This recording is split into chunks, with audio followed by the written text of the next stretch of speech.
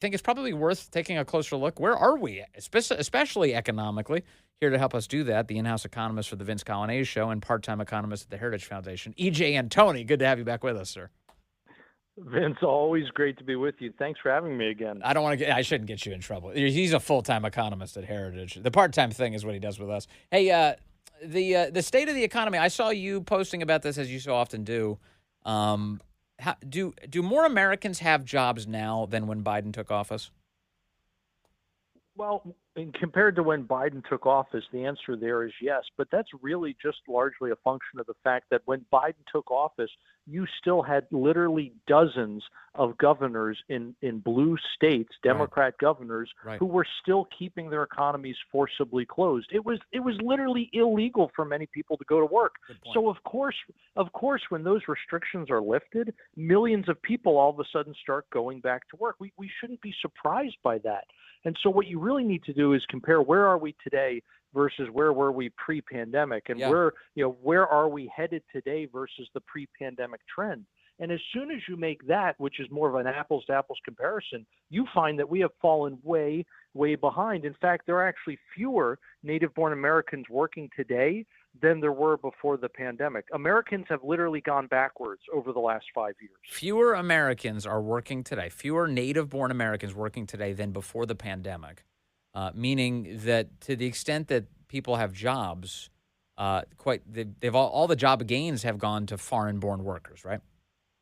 That's exactly right, Vince. Spot on. And so when the president talks about how, we're adding all of these jobs and the economy's going like gangbusters, no, it really isn't.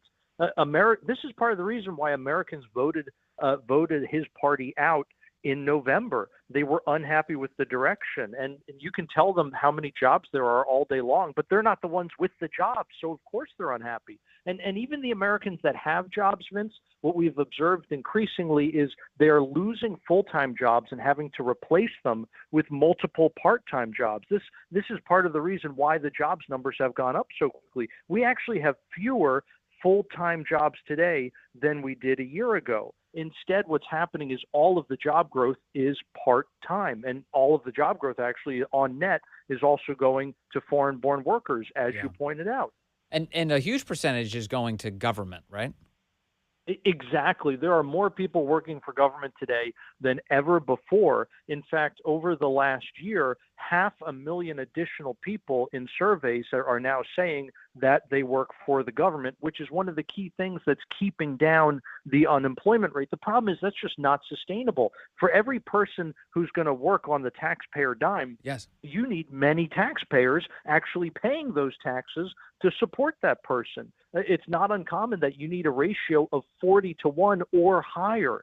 And this goes not just for people who work directly for government, but also you could say who are indirect government hires. And this is something we've talked about before, where if the government gives a grant, let's say, to a hospital, and then the hospital hires someone, it could be a nurse, it could be a janitor, literally anyone, doesn't matter, that person's salary is still covered by the taxpayer. And so what looks like private sector employment growth actually isn't. It's really another government job in the sense that it's taxpayer funded. We see the exact same thing when we look at the GDP numbers, when we look at consumer spending. An increasing portion of private consumer spending is actually just government transfers.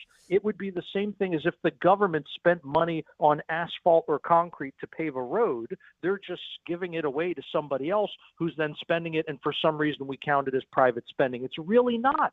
Yeah, it's very deceptive, as you point out. Okay, let's talk about consumer spending, actually, for a moment, because we got new data this morning. I believe this is the last round of consumer inflation data before the incoming Trump administration, showing that things were, quote, slightly hotter than expected in December, that consumer prices were up 2.9% for the 12 months that ended in December, and that outpaced expectations. What do you make of this inflation data? What does it mean? Well, it means inflation is reaccelerating, just as we talked about several months ago, that this was likely to happen based on the government continuing to overspend, based on the Federal Reserve prematurely cutting interest rates in what I think was a move of election interference. Prices just for the month of December rose 0.4%. That may not sound like much, but you do that for a whole year and it's 4.8%.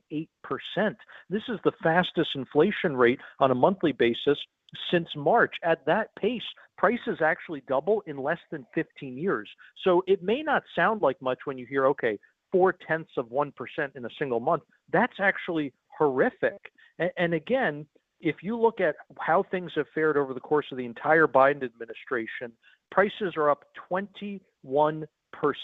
Again, these are terrible numbers. The dollar has lost a fifth of its value Yeah. in just under 4 years. It's terrible. The Biden administration seems to be stoking some last minute of inflation on the way out as well. The Biden-Harris administration's Internal Revenue Service just greenlit sending out $2.4 million in stimulus payments into the economy. And they are apparently issuing payments to Americans who didn't claim what they refer to as the recovery rebate credit back on their 2021 tax returns. I believe this is the result of Joe Biden's out-of-control spending package that he kicked in as soon as he arrived in office. And now the Biden administration has decided to sort of fire cash out of a T-shirt cannon into the American economy as they head out the door. Is that inflationary? Am I right about that? Oh, you're spot on, Vince. It's going to do exactly now what it did the first time and what it did the second time and what it did the third time. I mean, how many times do you have to learn the lesson before you realize what the effect here is going to be? Or maybe they know what the effect is going to be and they are doing it intentionally. We kind of are in the loot the treasury stage, if you think about it. The Biden and Yellen are leaving Trump with a Treasury cash balance at the New York Fed. It's basically the Treasury's checking account, if you want to think of it that way. They are leaving Trump with a Treasury cash balance that is $1 trillion less than the cash balance he left them. So yes, they are very much looting the Treasury, and they're doing as much economic harm as they can on their way out the door. Yeah, it doesn't help people. I realize that there's some fantasy game on the surface. It looks like, oh, money's being sent to Americans. That's not what's happening. They're pushing all this cash into the economy, which is actually going to drive up costs for everyone. It's a disaster. The other economic news I wanted to discuss with you today is that President Trump has now officially announced the creation of something he's referring to as the External Revenue Service, not the Internal Revenue Service, the IRS, but instead the External Revenue Service. And it supposedly, as I understand it, it's about the tax revenue that we will be able to take in via especially tariffs from overseas, not from Americans, but instead from overseas. What do you think of this idea of an ERS? I absolutely love it, Vince, for a couple of different reasons, not the least of which, and this is something that the president has highlighted multiple times now, is the fact that during America's golden age, when we had our fastest economic growth, especially for sustained periods, we didn't even have an income tax. We weren't taxing our own citizens with a personal income tax. No, the government was relying exclusively on tariffs for its revenue, for its tax receipts. And so you had foreigners footing a lot of the bill on behalf of Americans. And that was really good considering all of the benefits that we were providing the rest of the world. I think that was a pretty fair deal. And it worked out for Americans. It worked out for the rest of the world. Most importantly, it worked out for Americans because that's what we're concerned about. But at the end of the day, anything that's going to get us away from income taxes, in other words, reduce income tax rates and increase tariffs, I am all for that. I think it is a brilliant formula. Now, how on earth are they actually going to do this, especially when you have an institution like the Bureau of Customs and Border Protection that technically already covers this? There's going to be a lot of changes, I think, coming to tariffs and also non-tariff barriers in the coming years. And I think it's going to be much more than Bureau of Customs and Border Protection can actually handle. Also, I think it'd be good if we get a lot of the tariff stuff back under the Treasury, return it to what used to be the Customs Service. And at the end of the day, you're also going to need to look at things like how China is manipulating their currency. One of the things, if I remember correctly, we talked about last time is how Chinese manufacturers are basically the Leah Thomas of the manufacturing world, right? Where they are essentially manipulating their currency down to make their exports artificially cheap so that our domestic producers can't compete with them anymore.